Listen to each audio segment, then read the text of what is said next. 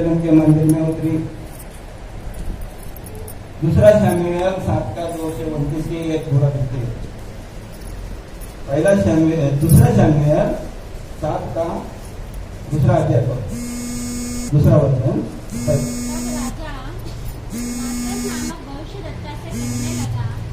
दाऊद राजा नातन भविष्यद्वक्ता से कहने लगा है, देख मैं तो हाँ देवदारू के बने हुए मैं तो देवदार के बने हुए घर में रहता हूँ, परंतु परमेश्वर का संदूक परमेश्वर वाचा का संदूक जो था तंबू में रहता है।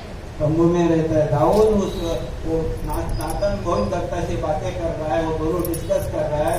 नातन भविष्यद्वक्ता वो राजा का सबसे बड़ा भविष्यद्वक्ता था, उससे बातें कर रहा है। दाऊद बोल रहा है, देख भाई मैं तो परमेश्वर का दिया हुआ उस एकदम आलीशान महल में रहता हूँ। परमेश्वर ने मुझे भेड़ बकरी चराने वाले को उठा के इस आलीशान महल में रख दिया, लेकिन मेरा परमेश्वर ने मुझे जो इतना आलीशान महल दिया, मेरे को इतना परिवार दिया, धन दौलत दिया, मान सम्मान दिया, उस परमेश्वर का जो वास है उस तंबू में रहता है। कहते उसका दोनों का बात हो रहा है। पढ़िए। परमेश्वर का संदूक तंबू में रहता है, परंतु परमेश्वर का संदूक तंबू में रहता है। नातन ने राजा से कहा, नातन ने राजे से कहा, नातन अभी राजे से कह रहा है, देखो क्या बोलता है, जो कुछ तेरे मन में हो हाँ उसे कर, क्योंकि यहोवा तेरे संग है। परमेश्वर नातन कह रहा है परमेश्वर तेरे साथ में है, तू जिस काम में हाथ डालेगा वो काम में तू जय पाएगा। इसलिए तू अगर परमेश्वर के लिए तू मंदिर बनाना चाहता है तो मंदिर बना सकता है, लेकिन परमेश्वर उसके द्वारा मंदिर नहीं बना सकता। दूसरा अपन देखेंगे, दूसरा शमूएल 7 का 5वां वचन। जाकर मेरे दास दाऊद से कहा, हाँ यहोवा यूं कहता है वो ये कहता है कि क्या तू मेरे निवास के लिए घर बनवाएगा? क्या तू मेरे निवास के लिए घर बनवाएगा? परमेश्वर कह रहा है मैं हाथ के बनाए क्या मेरे लिए तो मंदिर बनवाएगा। परमेश्वर यहाँ पे उसको बातें कर रहा है। हम देखेंगे दूसरा शमूएल वही 7 का 6 वाला देखेंगे। जिस दिन मैं इस्राएलियों को मिस्र से निकाल लाया, हाँ उस दिन से आज के दिन तक हाँ। मैं कभी घर में नहीं रहा। जिस दिन से तुम लोग को मिस्र देश से मैं निकाल के लेके आया हूँ, तब से लेके अब तक मेरा घर में मैं नहीं रहा हूँ, क्योंकि मिस्र देश में और इस्राएली लोग दासवत में थे। तो परमेश्वर ने मोशे के द्वारा अगुवाई करके उनको लेके आया। मोशे तो वहाँ पे डर रहा था, मोशे तो बहुत बहाना कर रहा था। मोशे तो बोल रहा था प्रभु मतलब मोशे को जब परमेश्वर ने दर्शन दिया, बोला तेरे को मिस्र में जाना है, मेरे लोग वहाँ पे तकलीफ में है, मुसीबत में है, उनको निकालना है, वहाँ से तेरे को लेके आना है। तो मोशे क्या बोलता है, प्रभु मेरे से तो होएगा नहीं, क्योंकि वहाँ से भाग के आया था, अपना ससुराल में अच्छा था, वो सोच रहा था अभी मैं जाऊंगा तो वहाँ पे मुझे मारेंगे। वो तो वहाँ पे बहाना करने लगा। परमेश्वर बोला नहीं तेरे को जाना ही है। तो परमेश्वर को क्या कहते, मोशे क्या कह रहा है, प्रभु मैं तो तोतला हूँ, मुझे तो बोलने भी नहीं आता है बराबर, मैं तो मेरा जिद तो बढ़ ज्यादा है, मैं बोल ही नहीं पाता। अगर मैं जो भाषा बोलता मैं क्या बोलूँ कि सामने वाले को समझता ही नहीं है, मैं जा ही नहीं सकता। तो दूसरे किसको भेज दे, मेरे से ये काम नहीं होगा तो क्या है दूसरे को भेज दे। तो परमेश्वर मोशे कह रहे हैं परमेश्वर से, लेकिन परमेश्वर कहा नहीं मोशे मेरे को जाना है, तू तोतला है ना, तेरा जबान जा रहा है ना, ठीक है तेरे सहायक के लिए मैं वहाँ पे तैयार किया हूँ तेरा भाई। परमेश्वर वहां से निकल आगे पढ़ेंगे 5 का 7वां वचन पढ़ेंगे। परमेश्वर यहाँ पे क्या कह रहे हैं हम देखेंगे। याजकों ने यहोवा की वाचा का संदूक वाचा का संदूक उसके स्थान में अर्थात भवन की भीतरी कोठरी में जो परम पवित्र स्थान है पहुँचा कर सर्वों के पंखों के नीचे रख दिया। सर्वों के पंखों के नीचे रख दिया। अभी मैं आपको बताऊँ ना, ये अंग पवित्र स्थान, अति पवित्र स्थान, परमेश्वर का वाचा का संदूक कहाँ पे रखा है, कहाँ पे रखा है, परम पवित्र स्थान में परमेश्वर का वाचा का संदूक रखा। कहाँ पे, यरूशलेम में। ये किसने बनाया, परमेश्वर ने दाऊद से नहीं बनाया, उसके बेटे से सालोमन से वो मंदिर बनवा के दिया, क्योंकि परमेश्वर दाऊद के ऊपर तो बहुत प्रसन्न था। परमेश्वर दाऊद से प्रसन्न था, लेकिन उसने उसे मंदिर नहीं बनवा के दिया, क्योंकि उसके हाथ से बहुत खून हुआ, उसके हाथ से बहुत लहू बहा था, इसलिए उसके हाथ से मंदिर नहीं बनवाया। आगे उसके बेटे इसके सालोमन के द्वारा आके मंदिर बनवा के उसके अंदर वाचा का क्या रखा, समझो, रख दिया। हम 5वां पॉइंट में जाएंगे, 5वां पॉइंट में जाएंगे हम। परमेश्वर की महिमा 5वां पॉइंट में कहाँ पे उतरा? परमेश्वर की महिमा अभी 14 बार में परमेश्वर की महिमा कहाँ पे उतरी? इस्राएल के यरूशलेम में। 5वां बार में परमेश्वर की महिमा कहाँ पे उतरा हम देखेंगे। यशायाह का किताब 7वां अध्याय 14 वचन पढ़ेंगे हम। यशायाह का किताब 7वां अध्याय 14 वचन हम पढ़ेंगे। परमेश्वर की महिमा 5वीं बार कहाँ पे उतरी? इस कारण प्रभु आप ही तुमको हाँ, एक चिन्ह देगा। प्रभु जिस कारण तुमको एक चिन्ह देगा। सुनो, एक कुमारी गर्भवती होगी, एक कुंवारी गर्भवती होगी और पुत्र जनेगी, और पुत्र जनेगी, और उसका नाम इम्मानुएल रखेगी। उसका नाम इम्मानुएल रखेंगे। अभी परमेश्वर का महिमा काफी उतरा है। परमेश्वर की महिमा प्रभु यीशु के द्वारा उतरी। 5वीं बार परमेश्वर का महिमा अपने एकलौते पुत्र को इस धरती पे भेज के परमेश्वर की महिमा यहाँ पे पवित्र शास्त्र कह रहा है, मैं नहीं कह रहा हूँ, पवित्र शास्त्र में। और पढ़िए।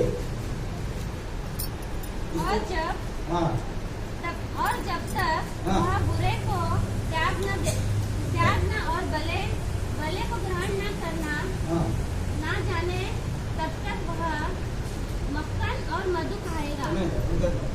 लूका का 2:11 पढ़ो। लूका का 2:11। तुम्हारे लिए कौन जन्मा है? उद्धारकर्ता। तुम्हारे लिए, हमारे लिए परमेश्वर ने क्या किया? दाऊद के नगर में, यानी कि परमेश्वर ने हमारे नगर में हमारे उद्धार के लिए, हमारे पापों को क्षमा करने के लिए, हमारे जो भी दुख तकलीफ है, हमारे जो मुसीबतें है, उसको दूर करने के लिए इस धरती पे उसको अपने पर प्रेम करने वाला अति पवित्र पुत्र को उसने अपने हमारे सब के बदले में हमारे बीच में भेज दिया। काफी उतरा, मानव की शरीर में महिमा उतरा। छठवां समय में प्रभु, 5वां समय में प्रभु यीशु के रूप में महिमा उतरी, और 6वां समय में कहाँ पे उतरा? मानव का शरीर में कोई महिमा, परमेश्वर की महिमा उतरी। आपके और मेरे अंदर परमेश्वर की महिमा आज वास करता है। हम देखेंगे प्रेरितों का काम 2:3 देखेंगे। महाराष्ट्र में एक औरत थी, उनके 3 बच्चे थे। उनके उस माता का उम्र था 60 साल, उनका पति का उम्र है 65 साल। उनको अच्छा जीवन बिता रहे थे। उनकी गांव में खेती बाड़ी नहीं थी, फिर भी वो लोग वो 3 बच्चियों को, 3 लड़कियां थी, 3 लड़कियों को अच्छा पढ़ा लिखा के उन्होंने शादी ब्याह करके दे दिया। और वो अपने गांव में मोल मजूरी करके, किसी भी खेती में काम करके अपने जीवन अच्छा तरह से बिता रहे थे।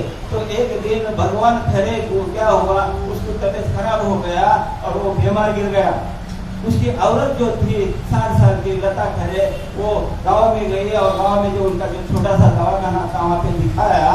तो वो कह रहा है, डॉक्टर कहते हैं ये क्या बीमारी है हमें नहीं पता है, तालुका लेवल में लेके तालुका लेवल में लेके गया, चेकअप कराया। तो वो तालुके वाले बोले कि यहाँ पे जो अच्छा बड़े बड़े जो मशीन होते हैं वो मशीन यहाँ पे नहीं है, इसलिए आपको जिला लेवल में लेके जाना है। वो तालुका लेवल में अपने पति को लेके जाने के लिए उसको पैसा, उसके पास पैसा नहीं था। जो पैसा उन्होंने, जो पूंजी उन्होंने जमा किया था, वो पूंजी 3 बच्चे की शादी में उन्होंने खर्च किया था। अभी उनके पास कुछ नहीं था। वो क्या करते थे, दिन में किसका भी खेती में मजदूरी करके अपने दिन की जरूरतें पूरा करते थे, गुरु पति पत्नी। और किसके 3 बच्चों के पास, किसके पास वो लोग नहीं जाते थे। लेकिन क्या होगा यहाँ पे उसने वो तालुका लेवल में लेके गई, उसके इसके पास से कुछ थोड़ा पैसा लेके तालुका लेवल में गई, वहाँ पे डॉक्टर के पास दिखाई। वो डॉक्टर बोल रहा है भाई यहाँ पे तो बड़ी बड़ी मशीनें नहीं है, ये बीमारी हमें समझ में नहीं आ रही है, आप क्या करो जिला लेवल में लेके जाओ, वहाँ पे बड़ी बड़ी मशीनें हैं, आपको वहाँ पे पता चलेगा इनके अंदर कौन सी बीमारी है। वो उदास होके गांव में आ गई, उसको चक्कर आया जैसा हो गया, वो उसको सूझने नहीं लग गया, उसको कुछ समझ में नहीं आ रहा है भाई करो तो क्या करो, घर में 1 रुपया नहीं, हमारे पीछे कोई सहारा नहीं है, और पति बीमार गिरा है, 65 साल का पति बीमार गिरा है, 60 साल की वो माता जी रोड पे घूम रही है, कह रही है किसके पास जाओ, किसके पास हाथ फैलाओ, किससे मदद मांगो। तो उसको एक सुझाव आया, वो जिसके पास काम करते थे वो लोग उनके पास फिर वापिस गई और उन्हें अपना समस्या बताया, बोला ऐसा ऐसा मुझे वहाँ पे जिले लेवल में जाने के लिए बोला है, मुझे तो मेरे पास तो 1 रुपया नहीं है, आप और थोड़ा पैसा देंगे तो हम लोग जिला लेवल में जाएंगे। उस भले आदमी ने उसको कुछ पैसा दिया, वो अपने पति को उठाई और जिला लेवल में वो अपने पति को लेके गए दवाखाने में, वहाँ पे मशीन में डाल के चेकअप हो गया। तो चेकअप होने के बाद में वो रिपोर्ट आया, रिपोर्ट में बता रहा है कि ये बहुत बड़ा भयंकर बीमारी है, इसका ऑपरेशन करना पड़ेगा, इसका ऑपरेशन करने में कम से 1,00,000-1.5 लाख रुपए खर्चा आएगा। 1,00,000-1.5 लाख का जैसा ही नाम सुने उसको चक्कर सा आने लगा, अभी उसको लगा कि मैं अभी यहाँ पे गिरूंगी और बेहोश हो जाओगी, आप खत्म हो जाओगे। वही पैसा पहले उसने जो लाया था वही बहुत लोगों से मांग के इधर तक आई थी, अभी वो 1,00,000-1.5 लाख कभी सुनी ही नहीं है। वो बोल रहे पति तो वहाँ पे बेड पे गिरा है, और वो 65 साल का पति बेड पे गिरा है, और 60 साल की औरत को डॉक्टर बोल रहे 1,00,000-1.5 लाख रुपए खर्चा आएगा आपको ऑपरेशन कराने के लिए। उसको चक्कर से आया, कुछ सोचने नहीं लग गया, वैसे वो रूम में से बाहर निकली, उसमें से वो दवाखाने के बाहर जो बेंच डाला था, बेंच के ऊपर बैठ गई धड़ाक से, जैसा कि उसको कोई ढकल दिया वैसा एकदम जोर से बैठ गई और रोने लग गई। पल्लू लेके इतना रोई रोई रोई, वो रोते रोते जैसा ही उसका आँख पूछा, आँख पूछने वाला भी कोई नहीं था, आपने खुद आँख पूछ ली, और जैसा ही उसने नजर उठाई उस टेबल के ऊपर एक पेपर था। आप गौर से सुने इस बात को, ये गवाही बहुत इंपॉर्टेंट। उस टेबल के ऊपर एक पेपर पड़ा था, उस पेपर के अंदर एक बात लिखी हुई थी, उस पेपर के अंदर एक बात लिखी हुई थी। उस जिला लेवल में वो मैराथन हो रहा था, मैराथन तो दौड़ने का स्पर्धा हो रहा था, उसमें लिखा था कि 1.5 लाख का बख्शीश जो पहला आएगा उसको 1.5 लाख का बख्शीश दिया जाएगा। उस बख्शीश के ऊपर उस माता का नजर गया, उस बख्शीश के ऊपर उस माता का नजर गया, और पेपर लेके देखी पड़ी, उस एड्रेस पे पहुंच गई वो तुरंत, और वहाँ पे वो लोग को बेनती मिन्नतें करने लग गई। बोला भाई साहब सर मुझे इस मैराथन में भाग लेने दो, क्योंकि मुझे इस पैसे की बहुत जरूरत है, इसमें भाग लूंगी और ये बख्शीश मैं जीतूंगी तो मेरा पति बचेगा। मैराथन को 2-3 दिन या 4 दिन बाकी थे, वो सब जो उनके मंडली थे, कमेटी थी, वो कमेटी बोलती है नहीं अभी हम नहीं ले सकते और आप जाओ। तो उसने बहुत मिन्नतें करने लग गई, बोले इस पैसे की मुझे इतनी आवश्यकता है, अगर आप इस पैसे का मैं जीतूंगी तो इस पैसे से मेरा पति बचेगा। तो वो लोग थक हार के उसको हाँ बोल दिया और उसको नंबर दे दिया, और वो गई। 4 दिन के बाद मैराथन में दौड़ना है, 60 साल का उम्र है, 9 वाली साड़ी पहनने वाली औरत, पैर में चप्पल नहीं, कैसे दौड़ेगी? यहाँ पे एकदम मैराथन के कपड़े वो लोग डाल के वो 1000 500 रुपए का शूज पैर में डाल के दौड़ने के लिए महीने से 1 महीना 2 महीने से वो लोग ट्रेन कर रहे हैं। वो लोग वहाँ पे दौड़ने हैं, वो लोग वहाँ पे दौड़ने वाला है, वो लोग बख्शीश जीतने वाला है, लेकिन ये 60 साल की औरत, 60 साल की माता जी पैर में चप्पल नहीं, 9 वाली साड़ी पहनने वाली, कहाँ से दौड़ेगी? उनके आगे कहाँ जीतेगी वो बख्शीश? हम सोचेंगे तो हम कोई भी बोलेंगे नहीं जीतेगी, लेकिन परमेश्वर की महिमा उसके साथ में था। उस दिन वो मैराथन चालू हो गया, सब लोग दौड़ने लग गए और वो भी दौड़ने लग गई, पर दौड़ते दौड़ते वो पैर में चप्पल नहीं है, सबके पैर में जूते हैं, उसके पैर में चप्पल नहीं, नवारी साड़ी पहन के कदम मारी और दौड़ने लग गई। ऐसे दौड़ने लग गई वो मैराथन में 1 नंबर आ गई। हालेलुया। मेरे पैर में 1 नंबर आ गई और उसका पति का ऑपरेशन हो गया, वो लोग बच गया। वहां पे वो दौड़ने वाली वो नहीं थी, परमेश्वर की महिमा उसके साथ में था। 60 साल की औरत, वो यंग लड़के लोग थे, कोई 20 साल के, कोई 25 साल के, कोई 35 साल के, कोई 40 साल के, और बच्चे शूज पहन के दौड़ रहे हैं। इस औरत के पैर में चप्पल नहीं है, साड़ी उसके पैर में अटकता होगा। अगर हम योजन करेंगे, सोचेंगे तो उसका साड़ी उसके पैर में कितनी बार अटकी होगी, वो गिरते गिरते बची होगी, लेकिन उसने हारी नहीं, क्योंकि उसकी साड़ी जब भी उसके पैर में अटकी होगी, परमेश्वर उसको पकड़ के उसको खड़ा किया होगा, क्योंकि परमेश्वर की महिमा उसके साथ में थी।